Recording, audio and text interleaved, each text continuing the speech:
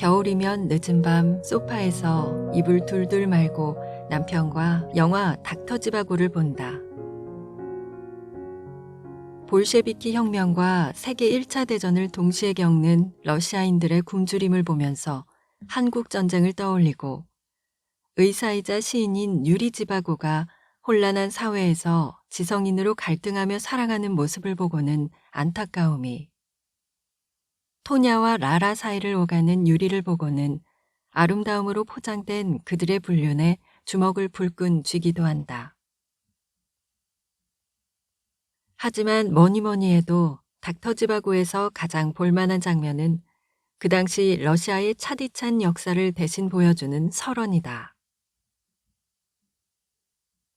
배경은 짧은 봄날을 제외하면 대부분 한겨울이다. 러시아 사람들의 차게 얼어붙은 마음과 희망 없던 그 시절처럼 화면은 끊임없는 설원이 되풀이된다. 심지어 유리가 가족들과 함께 숨어든 바리끼노의 배경을 볼 때면 나도 모르게 두 손에 입김을 불어넣게 될 만큼 살벌한 추위가 온몸으로 느껴진다. 한데 아이러니하게도 허허벌판이 하얗게 물들고 지붕이 꽁꽁 얼어버린 배경은 우리가 매 겨울 같은 영화를 습관처럼 보게 된 이유이기도 하다. 러시아의 겨울은 상당히 춥다. 아찔할 만큼 춥다. 그런데도 누가 러시아에 놀러 오고 싶다 하면 러시아 겨울의 낭만을 느껴봐야 하는데 라는 사심이 가득하여 겨울을 제안하지만 그 누가 선뜻 받아들일까. 러시아에 초대를 해도 한참을 망설이는데 한겨울에 오라니. 그래도 내가 사랑하는 사람들에게만은 이 비밀을 꼭 알려주고 싶은데 당최 믿지 못하겠다는 눈치들이다. 한겨울이면 두 발이 눈 속으로 푹푹 파묻히는 소리가 고요한 어둠 속에 퍼진다. 아이들이 학교에 가면 여전히 정오까지 밖은 어둑하지만 책 한 권 옆구리에 끼고 골목길 아무 카페에 들어간다. 촌스러운 커피잔에 담겨 나오는 시커먼 아메리카노 한 잔. 한참 책을 읽거나 멍 때리다 나오는 기나긴 겨울의 낭만은 한 번 빠지면 헤어나올 수가 없다. 트베리는 러시아에서 역사의 끈이 가장 긴 도시 중 하나다. 높은 건물이 많지 않아 겨울날 석양이 짙게 내려앉는 마을. 유리지바고가 겪던 시절만큼은 아닐지라도 여기저기 혼란한 상황임은 틀림없는 러시아지만 이곳의 사람들은 아무것도 모른다는 듯 여전히 소소한 일상을 이어나가고 있다. 여행을 떠나기 전까지 괜찮을까? 미사일이라도 떨어지면 어쩌지? 대사관에 신고하고 가야 하는 건 아닌가 걱정했다. 며칠간의 고민이 무색할 만큼 모든 것들이 평온해 보이는 한적한 시골일 뿐이었다. 사실 올겨울 닥터지바고를 보면서 유독 발이 더 시렸다. 아마 애써 모른 척 눈 감으려 했던 현실 때문인지도 모르겠다. 펄펄 끓인 차를 마시고 솜니부를 남편과 나누어 덮어도 가슴 한켠에 한기가 스쳐 지나갔던 것은 아마도 쉽사리 끝나지 않는 전쟁 때문이 아니었을까? 전쟁이라는 말을 입 밖에 낼 때마다 지금도 움찔한다. 더 안 좋은 상황이 코앞에 닥친다 해도 혁명가는커녕 유리지바고처럼 시에 소신을 담아내는 지성인이 될 턱도 없는 것은 물론이다. 이 상황이 마무리되어 어서 한 목숨이라도 더 살아주기만을 간절히 바라는 이방인일 뿐. 여전히 불편한 마음은 그대로인 채 여행을 이어갔지만 이곳 사람들의 일상을 보고 있자니 사실 마음이 한시름 놓이는 듯했다. 세계의 온갖 신기술뿐 아니라 화려함을 다 옮겨 축약시켜 놓은 듯한 모스크바만 보고 러시아를 봤다고 할 수는 없다. 나는 아직 때가 다 묻지 않은 번화가와 조금 동떨어진 러시아의 시골 마을들이 좋다. 여전히 자연을 넉넉히 품고 있는 마을들. 낡은 집들은 눈에 띄기 싫다는 듯 옅게 칠해져 있고, 사람들은 무뚝뚝하게 눈을 내리깔고 걷는 이 거리가 설렌다. 아마 10대 때부터 차곡히 읽어갔던 러시아 책 속에 나오는 거리가 시골 마을에 와서야 퍼즐 조각처럼 짜맞춰져서인 듯하다. 모스크바의 미술관과 박물관은 몇 시간을 걸쳐야 출구까지 빠져나올 수 있지만 시골의 박물관은 자그마한 곳들이 많다. 수저박물관, 인형박물관, 고슴도치 박물관, 고양이 박물관, 천사박물관, 열차박물관, 부엉이 박물관도 다 그랬다. 어림잡아 20, 30평 내외의 작은 내부에 개인이 다 모아놓은 소장품들을 전시해놓고 주인은 자부심 가득 담긴 목소리로 한없이 친절하게 설명을 더한다. 자그마한 시골 박물관을 다니는 것은 당연히 우리 여행의 또 다른 재미가 되었다. 트베리에서의 기억은 염소박물관이 차지했다.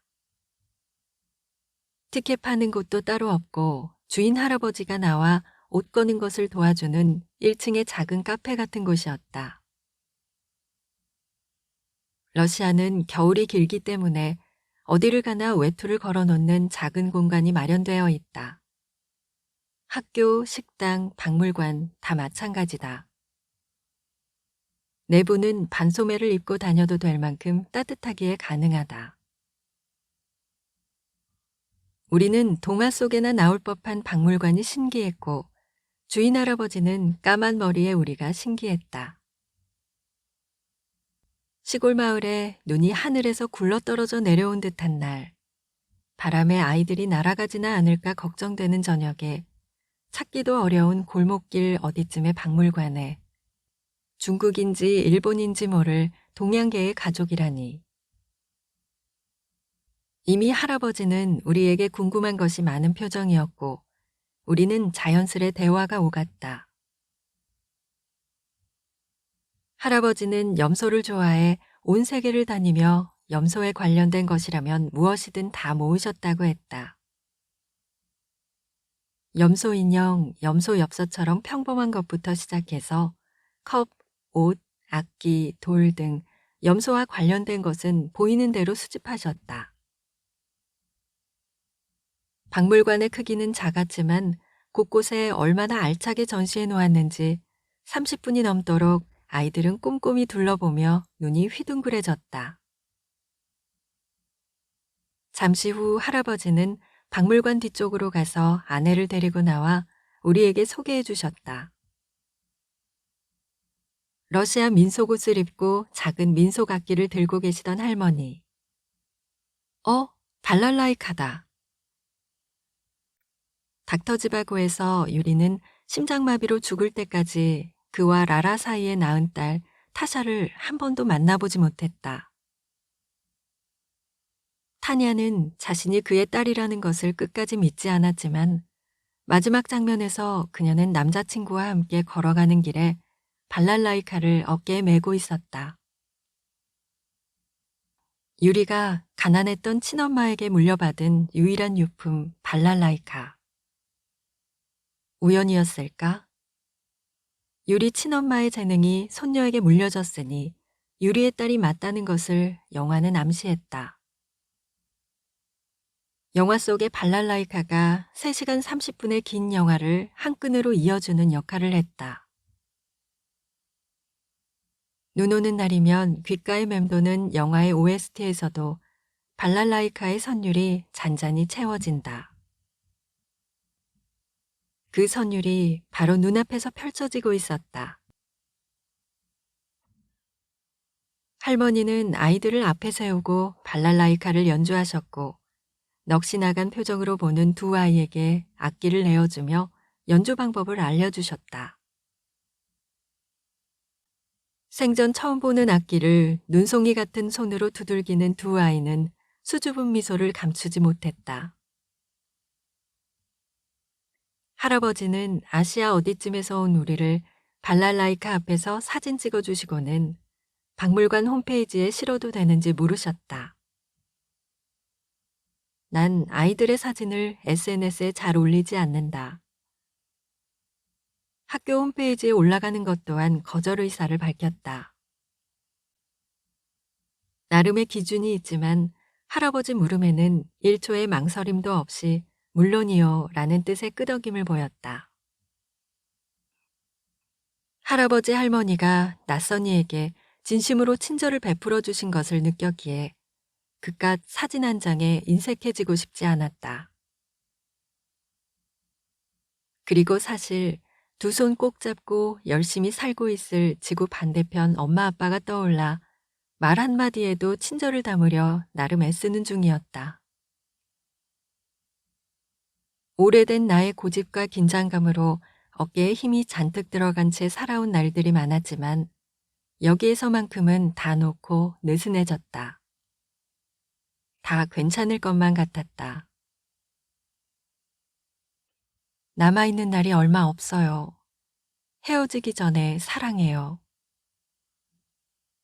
닥터지바고의 대사처럼 길지 않은 한편의 인생을 서로 사랑을 베풀며 살면 되지 않을까라는 생각에 마음이 편해진 여행이었다. 라라와 새로운 희망을 품고 살아가려 찾아간 예전 시골집은 겨울왕국의 원조처럼 안과 밖이 다 얼어붙어 있었다. 그곳에서 유리는 파랗게 꽁꽁 언 손에 입김을 불어넣어가며 하염없이 시를 썼다. 시를 팔아 라라와의 삶을 유지해 나가고자. 비록 그 시들은 유리가 죽은 뒤에나 알려졌지만 아마도 그 희망이 추위에도 살아남게 했으리라. 매겨울 러시아에 살고 있음을 실감하게 하는 영화다.